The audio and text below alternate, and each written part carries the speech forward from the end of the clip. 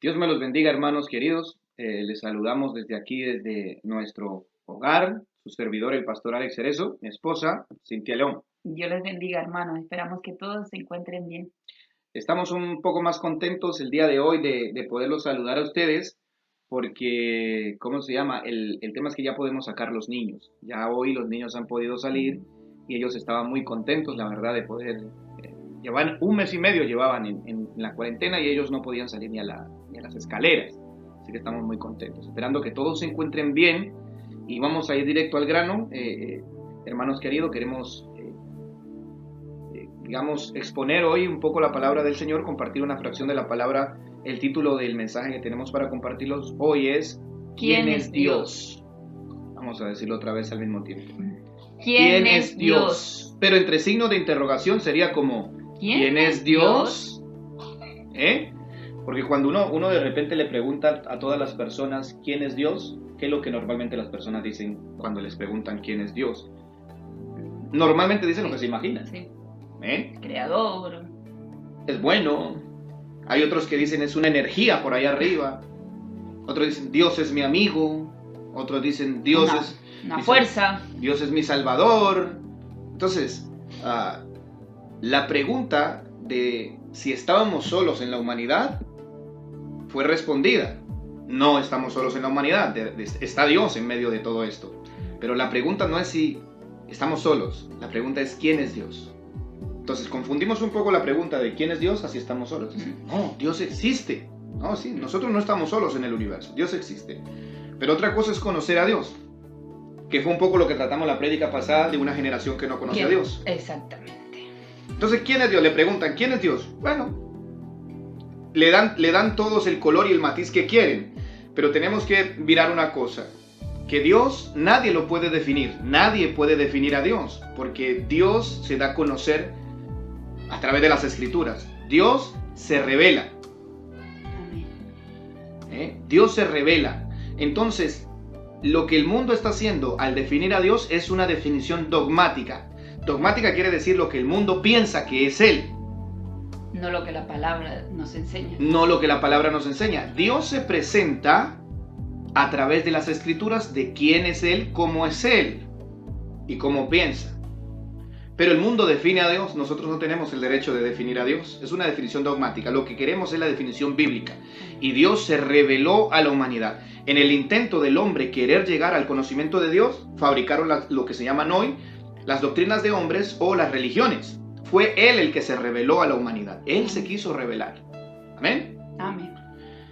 Primero que todo vamos a ver quién es una persona que conoce a Dios. Vamos a verlo por la Escritura. O sea, para ver quién es Dios, cómo nosotros lo podemos conocer. Aquí lo tenemos.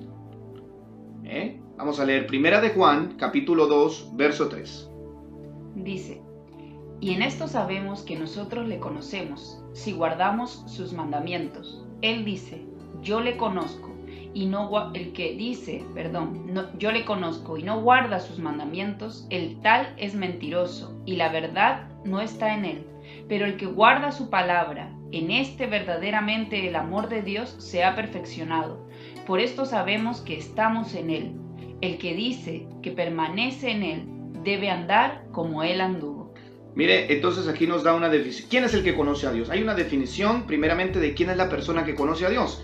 En esto sabemos que nosotros le conocemos, porque guardamos sus mandamientos. No dice los que creen en Él. En esto sabemos que creemos en Él. No. En esto sabemos que le conocemos. Una persona que no guarda sus mandamientos y su palabra, no le conoce. Y si una persona dice que le conoce, pero no guarda sus mandamientos, no le conoce. Esto es Primera de Juan 2.3. Es la epístola del apóstol Juan. Esto es el Nuevo Testamento. Y está diciendo que es aquel que obedece su palabra el que le conoce. No le conozco por una imaginación subjetiva o por una vaga definición de mis sentidos y mi forma de entenderlo, ¿no? No es así, porque de repente nos podemos volver muy cándidos para nosotros imaginarnos quién es Dios y así nos conviene tener a ese Dios a nuestra imaginación. No, Dios se definió. ¿Amén?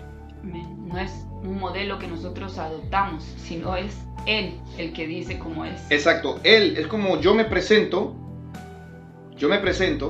y yo digo cómo soy, y si tú quieres saber si eso es cierto, me conoces. tienes interacción conmigo, tienes relación conmigo. Yo no puedo decirle a Dios cómo es Él. Él se presenta y Él se define. O sea, Él es quien dice ser. No somos nosotros. Él dice quién es Él. Amén. Amén. Entonces ahora yo no sé si has visto, cariño, que muchos lugares del mundo están saliendo a orar en las calles. Y hay videos donde salen orando en las calles y de rodillas, levantando manos y las calles llenas. Entonces, por muchos lugares, en muchos parques, nosotros podemos ver esto bonito y podemos ver esto bien y se parece bueno. De hecho, la Biblia dice, clama a mí y yo te responderé. Pero el asunto aquí no se trata de si nosotros estamos exponiéndonos al público para que vean cómo oramos, sino que si estamos verdaderamente alejándonos de lo que a Dios le desagrada. Porque yo en público puedo parecer una persona que ora mucho, pero en mi intimidad no estoy cambiando. En intimidad mi vida sigue igual. Yo no sé si tú veías, pero mira, a mí me pareció una cosa muy curiosa, Cintia, que en Colombia había muchas manifestaciones en contra del gobierno, muchas manifestaciones, porque el gobierno era corrupto. Y las personas que salían eran masas. Y yo me daba cuenta que muchos de los hombres que salían a manifestarse y a protestar por el gobierno corrupto, esas personas engañaban a sus esposas, por ejemplo. Y se gastaban el dinero de sus hijos en otro tipo de vicios, como el juego, como el alcohol. Entonces, el líder corrupto de casa sale a manifestarse y a protestar por los líderes corruptos del gobierno. Pregunto yo, ¿tiene sentido eso? Ninguno. No tiene ningún sentido. Dios no te va a oír. Entonces, en este tiempo, si nosotros salimos a interceder por la nación para que Dios acabe con el coronavirus, primeramente tenemos que saber si nuestra vida está siendo llevada de acuerdo a lo que la Escritura dice. Porque nuestra oración y nuestra intercesión no tiene sentido si continuamos en la misma dirección y en la misma línea, porque precisamente lo que Dios quiere es cambiar el curso de los acontecimientos. Amén. Entonces mira lo que dice la palabra, por ejemplo, en 2 de Crónicas 7:14. Si se humillare mi pueblo, sobre el cual mi nombre es invocado, y oraren, y buscaren mi rostro, y se convirtieren de sus malos caminos, entonces yo oiré desde los cielos, y perdonaré sus pecados, y sanaré su tierra. ¿Qué quiere decir esto, por ejemplo? ¿Qué le podemos añadir aquí? Lo primero es que dice que el pueblo debe humillarse. Eso lo están haciendo, ¿cierto? Yo veo que se están humillando. En muchos lugares de forma pública. Invocar su nombre, orar, buscar su rostro, pero luego hay una parte clave y que dice, se convirtieron de sus malos caminos. Y esa es la parte que creo que se está dejando de hacer. Exacto. No es tan importante como que se humillen en público, como que se aparten de sus malos caminos. A Dios le interesa poco que nos humillemos en público o que nos humillemos dentro de nuestro aposento, porque Él dice, entra en tu aposento. Si lo hago en público o no lo hago en público, a Dios eso no le perturba. Lo que a Dios le interesa es que nuestra humillación debe ir acompañada de que nos apartemos de nuestros malos caminos. Es decir, si la iglesia continúa con sus malos caminos, si el hombre no sigue siendo, no es el líder que tiene que ser en casa, si la esposa no tiene la sujeción, si los hijos no están sujetos y sigue habiendo un desbalance, un descontrol en el hogar, ¿con qué autoridad vamos a pedirle a Dios que cambie las naciones cuando no podemos ejercer gobierno ni en nuestra casa? No tenemos autoridad. Silencio, ahí vamos a poner unos grillos. Si no podemos ejercer gobierno en nuestra casa, ¿qué vamos a exigirle a Dios que cambie el mundo? Por eso yo creo que es como la adivinanza. Blanco es, gallina lo pone, frito se come. Por algo nos tiene el Señor en cuarentena, para que primeramente miremos nuestro hogar y nuestra vida, y que nosotros como cristianos hagamos una evaluación de nosotros mismos, antes de querer llevar a sanar a otros o a salvar a otros. Que comencemos desde casa. Cuando se formó el Edén, lo primero que el Padre creó fue una familia. Y a veces nuestras familias están más desordenadas que muchas de allá afuera. Así es. Eso es cierto. Mira lo que dice Mateo 6:5. Mateo 6:5 nos dice lo que pasa cuando las personas salen a orar en público, pero sus vidas no cambian. Y cuando oréis, no seáis como los hipócritas, porque a ellos les gusta ponerse en pie y orar en las sinagogas y en las esquinas de las calles, para ser vistos por los hombres. En verdad os digo que ya han recibido su recompensa. Exacto. Entonces, tenemos que tener en cuenta que a Dios le gusta que nos humillemos. En público o en privado es lo de menos. Es más, Él dice, entra a tu aposento en privado que te ve tu Padre. Pero humíllate. pero lo que Él quiere es que nos apartemos de nuestros malos caminos. Si la iglesia o nosotros como hijos de Dios no cambiamos nuestra forma de pensar, no nos consagramos, no empezamos a ver a Dios de otra forma diferente, o por lo menos un nivel de conversión más profundo, entonces no tiene nada de sentido. Lo único que estamos cambiando es el lugar donde vamos a humillarnos. Lo cambiamos por la calle para ser visto de los hombres. Ay, mis hermanos queridos, y eso no va a cambiar que el coronavirus se vaya, porque si Dios determinó que esto va a ser por un tiempo, va a ser por un tiempo. No sé si tú recuerdas, por ejemplo, cuando Judá fue deportado a Babilonia. Fueron 70 años. Y Dios, dice la Escritura, que determinó 70 años para Judá. El mismo Israel en Egipto, hasta que no se cumplieron los 400 años, no salió. Entonces, esos 70 años, y ellos allí ya estaban empezando a guardar los mandamientos en cautiverio. Porque hubieron una serie de violaciones a la Torá, a la ley de Dios, y el Señor cobró. Entonces, tenemos que pensar que si la iglesia de Cristo, que se está humillando y que es muy buena para humillarse en público y para hacer eventos y conciertos, pero la idea es que nosotros cambiemos, Amén. que nuestra vida sea transformada. Amén. Amén. Vamos allá. Las definiciones de quién es Dios varía de acuerdo, por supuesto, a la imaginación, ¿no? Lo habíamos dicho. Todo el mundo se imagina a Dios como le da la gana. Yo le pido a familias mías que me digan quién es Dios para ellos y me dicen locuras. Y si tú les quitas esa idea de la cabeza, se van a enojar. Entonces esa es una definición dogmática, es decir, humana. Una definición humana. Pero nosotros no necesitamos una definición dogmática, necesitamos una definición bíblica. O sea, de acuerdo a cómo se define Él mismo. Dios mismo presenta su currículum, Dios mismo presenta sus credenciales de deidad. Él dice quién es, Él dice cuál es su poder, Él dice cuál es su capacidad. ¿Amén? Amén. Entonces, a Dios, Cintia, yo creo que eso lo hemos visto mucho, no lo podemos percibir en su grandeza, en nuestra mente limitada. Claro. No podemos definir a Dios nosotros por nuestras palabras. Por eso es que no podemos definir a Dios con nuestras palabras. ¿Por qué? Porque Dios es el más grande del universo, es lo más grande que existe y nuestra mente es muy pequeña. Entonces llegamos a una conclusión de que Dios es más grande de lo que creemos y es más poderoso de lo que nos imaginamos. Amén. ¿De acuerdo? Y recordando que Él se define a través de la Escritura. Por lo tanto, nos quita el poder de inventarnos quién es Él, sino que en la Escritura nos revela quién es Él. Claro, porque si no, Dios sería uno diferente según la persona. Cada persona tendría una identidad diferente acerca de quién es Dios. Mira, por ejemplo, el episodio de Éxodo capítulo 3, verso 14, Él se revela porque Él se había revelado a todas las personas desde el principio, a Adán, a todos. De Adán a sus hijos, Enoc, de ahí viene Noé, de ahí viene Moisés, antes Abraham, y Él se reveló, pero Él dio su nombre, se dio a conocer con el nombre cuando vimos, por ejemplo, en Éxodo capítulo 3, ¿no? Que Él se identifica con un nombre. Para conocer a alguien es importante conocer el nombre, porque para Dios es importante el nombre. Bueno, para nosotros tal vez no es importante el nombre, es que no importa el nombre, decimos nosotros, pero para Él sí, porque el tercer mandamiento dice, no tomarás el nombre de Yahweh, tu Elohim, en vano. Entonces, si es delicado tomar su nombre en vano, y la definición correcta desde la lengua materna en hebreo, es que nosotros no podemos invocar su nombre de cualquier forma, porque Él es celoso de su nombre.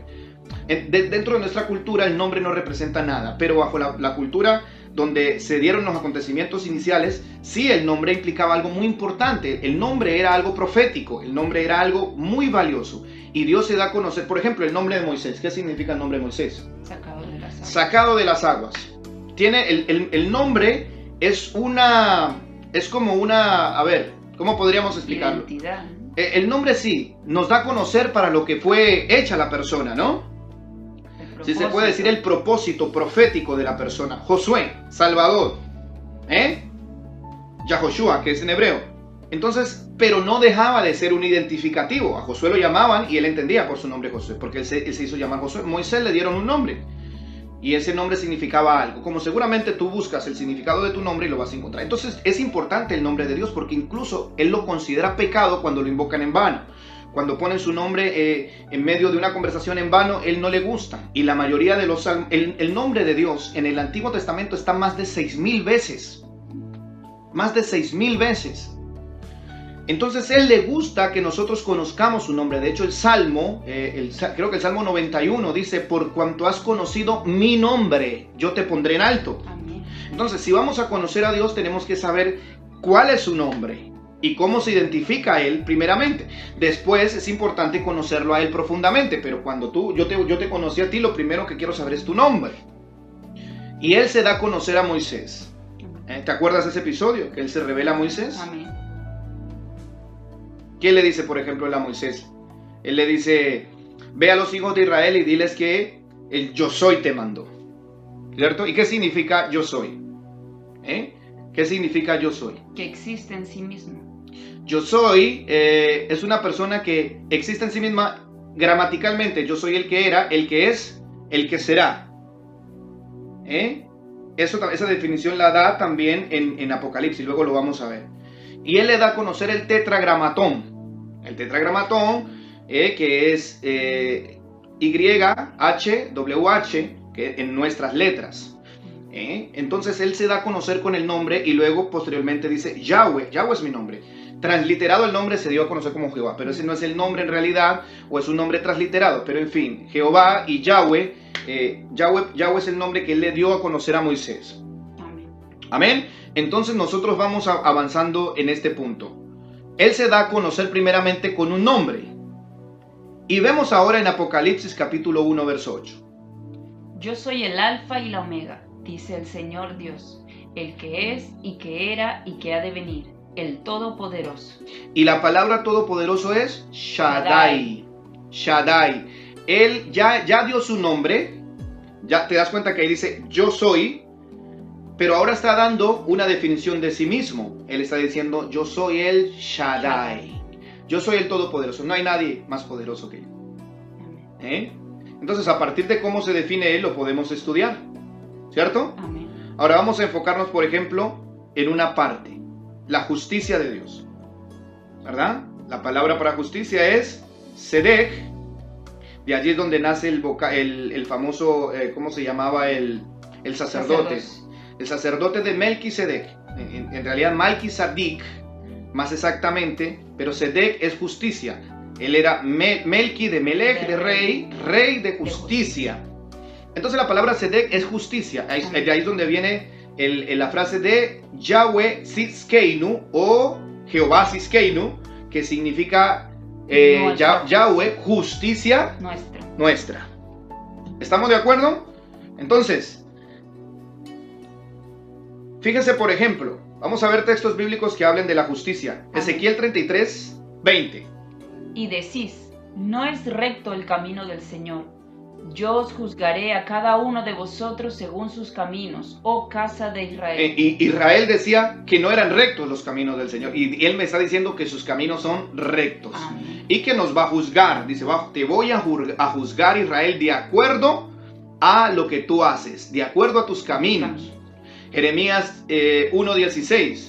Y yo pronunciaré mis juicios contra ellos por toda su maldad, porque me abandonaron, ofrecieron sacrificios a otros dioses y adoraron la obra de sus manos.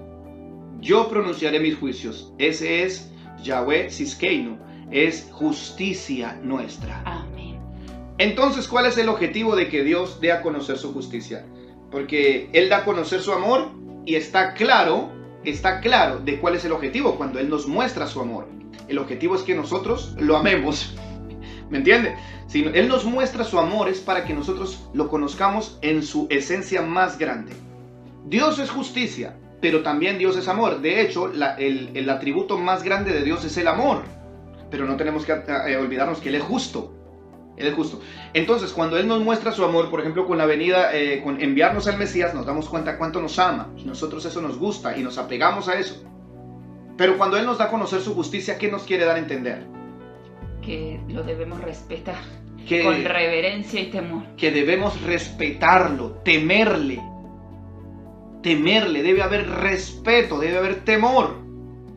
No se le adora de cualquier forma, no se le trata como si fuera el amigo del cole, no se le trata así a Dios. Dios es nuestro Padre, pero Él es Rey y Él en el cielo está sentado en el trono y aún los ángeles entran con reverencia.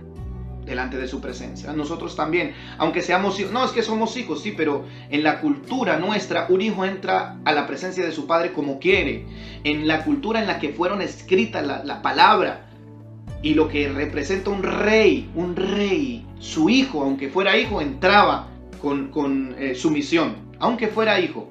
Pero como nosotros estamos acostumbrados a la cultura nuestra, que es una cultura donde el papá tiene una confianza con el hijo y el hijo una confianza que parecen amiguitos de barrio, entonces no, él es nuestro padre, pero no deja de ser nuestro Dios, ¿verdad? Claro que sí. ¿O qué opinas tú?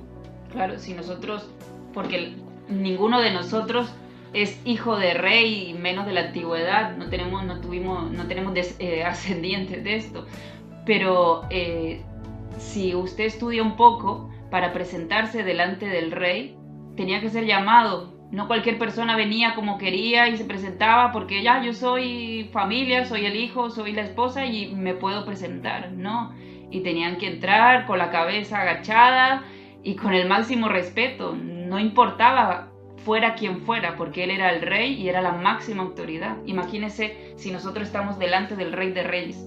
Así es. Entonces, ese Dios... Jesús es nuestra justicia en el sentido de que Él presentó su justicia delante de Dios para que nosotros no recibiéramos el castigo. Dice que la paga de nuestro pecado cayó sobre Él, cayó sobre la persona de Jesús. Entonces es curioso porque la justicia recayó sobre Él. El peso de la paga de nuestros pecados recae sobre la persona de Jesús, por eso Él es el camino. Pero a partir de ahí también hay una justicia que se llama la justicia que nosotros tenemos que impartir, o la justicia que nosotros tenemos que vivir, porque la justicia de Cristo nos fue imputada, la justicia de Cristo nos fue asignada. ¿Para qué? Para que se cumpla lo que dice la palabra. Nadie será justificado por las obras, sino que somos justificados gratuitamente por medio de la fe en Jesús. Amén. Entonces, ¿por qué? Porque es la justicia de Jesús. Pero ahora, Jesús mismo nos enseña a nosotros a caminar como Él caminó. Y nosotros tenemos que, como lo leímos en el texto central, caminar obedeciendo su palabra. Eso significa caminar en justicia. Caminar en justicia significa caminar guardando su palabra. Amén. No significa solamente que yo hago me porto bien, porque yo conozco personas que no están dentro del cristianismo y son extraordinarias. Pero ese tipo es como en los tiempos de los egipcios. Habrán habido egipcios que eran muy buena gente, muy buenas personas, pero eran idólatras. Entonces eso es lo que vamos a seguir aquí explicando. Bien, entonces vamos a tocar Romanos capítulo 2 y vamos a darnos cuenta de la justicia de Dios aún en el Nuevo Testamento. De la justicia de Dios en el Nuevo Testamento. Para que nosotros de repente cambiemos esa dicotomía que hay entre el Nuevo y el Antiguo Testamento. Esa dicotomía la constituyó el catolicismo romano. La parte de Antiguo y Nuevo Testamento en realidad no tendría que ser puesta porque es una sola historia.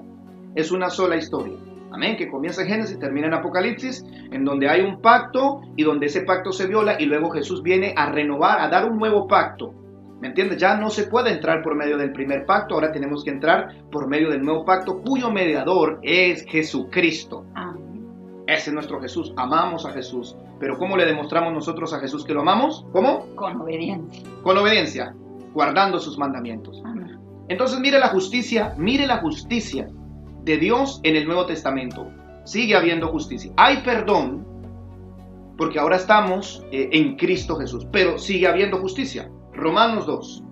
El versículo 6 dice: el cual pagará a cada uno conforme a sus obras, vida eterna a los que perseverando en bien hacer buscan gloria y honra e inmortalidad, pero ira y enojo a los que son contenciosos y no obedecen a la verdad, sino que obedecen a la injusticia. Tribulación y angustia sobre todo ser humano que hace lo malo, el judío primeramente y también el griego, pero gloria y honra y paz a todo el que hace lo bueno, al judío primeramente y también al griego, pero no hay acepción de personas para Dios. Entonces aquí mire lo que dice claro, Romanos 2 es el Nuevo Testamento, epístola del apóstol Pablo a los romanos. Y él está diciendo, el cual, encabezando, verso 6, el cual pagará conforme a sus obras, vida eterna a los que hacen ¿qué? A los que hacen bien. El bien. Y mira lo que dice, pero ira y enojo ira y enojo a los que son contenciosos y no obedecen la verdad. Tribulación y angustia sobre todo ser humano. Que hace lo malo. Primeramente sobre el judío y luego sobre el gentil. Entonces aquí lo dice, el que hace lo malo, le va mal. Eso se llama justicia. Quizá nosotros pensamos que Jesús fue enviado a librarnos de las consecuencias de nuestros malos actos. Él no es un padre alcahueta. Jesús vino a pagar por nuestros pecados para enseñarnos a vivir en obediencia. Eso es diferente.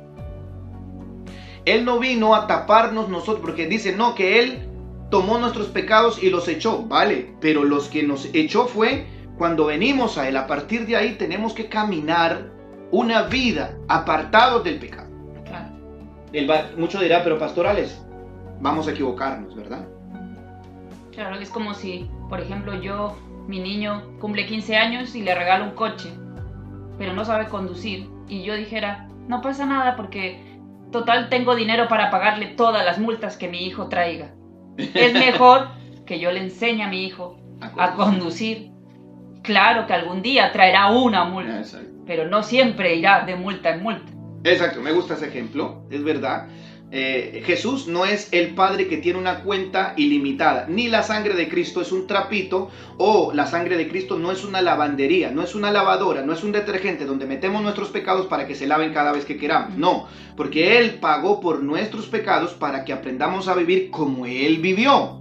Desafortunadamente el hombre no es capaz de sostener una justicia como la que Cristo mantuvo para poder salvarnos, pero Él nos lleva a nosotros a que tengamos una vida de obediencia. Amén. Es importante. Entonces, si nosotros conocemos a Dios, tenemos que conocer su palabra, tenemos que guardar sus mandamientos. Dice que el que guarda el mandamiento lo conoce. Muy sencillo, porque por eso es que hay tantas cosas, salen a hacer tantas cosas para Dios y ni siquiera se han preguntado si a Dios le agrada. Vale, pero es que toman un texto de la Biblia y un texto sin el contexto, hay un problema allí. La suma de la palabra de Dios es la verdad. Entonces, Jeremías dice, clama a mí y yo te responderé. Pero también la Escritura nos enseña que la oración del impío, Dios no la escucha. Y entonces, ¿ahí cómo hacemos? La Biblia dice que la oración del malvado no la escucha. Entonces, ¿qué es malvado? Maldad. Aquellas personas que no practican los mandamientos de Dios. Aquellas personas que no conocen a Jesús. Que no guardan el pacto, la palabra de Dios. Amén. Entonces eso es lo que más o menos nos está diciendo la palabra. Hay que conocer a quién es Dios. En la Escritura lo vamos a conocer. Y cuando conocemos quién es Él, entonces le vamos a dar lo que Él quiere. Mi esposa, cuando nos casamos con ella cocinaba platos muy de su tierra, de Chile. Pero ella cuando me conoció y supo que a mí me gustaba comer platos de mi tierra, de Colombia, ella empezó a cocinar platos de mi tierra de Colombia para dármelos. Amén. Yo conozco cosas que a ella le gustan. A mí, por ejemplo, a mí no me gustan mucho los chocolates, pero a mi esposa le gustan mucho los chocolates. Yo compro chocolates y ella es feliz. Ella hace cosas que a mí me gustan, que a mí me agradan. ¿Por qué? Porque me conoce. Y si me conoce, ella puede hacerme sonreír, ella puede agradarme. A Dios no lo agradamos con lo que nos gusta. A Dios lo agradamos con lo que a Él le gusta. Y por eso tenemos que conocerlo. En el texto pasado vimos que Israel, después de Josué, se apartó y cayó en esa apostasía terrible. Fue porque no conocía a Dios. Es fácil apartarse y ser engañado cuando no conoces a Dios. Y a Dios lo conocemos ¿cómo? ¿Cómo lo conocemos, cariño? Guardando. ¿Qué tenemos que guardar? Sus mandamientos, su palabra. Amén. Entonces, pueda que no sirva de mucho si salen a las calles a hacer muchas manifestaciones y demostraciones de fervor y de fe, pero mientras la maldad, la iniquidad continúe en los corazones. A Dios no lo podemos engañar. Amén. Vamos a despedirnos. Dios me los bendiga, hermano querido. Su servidor pastor Alex Cerezo, pastora Cintia León. Dios les bendiga, hermanos. Estamos en contacto a través de este medio. Bendiciones. Bendiciones.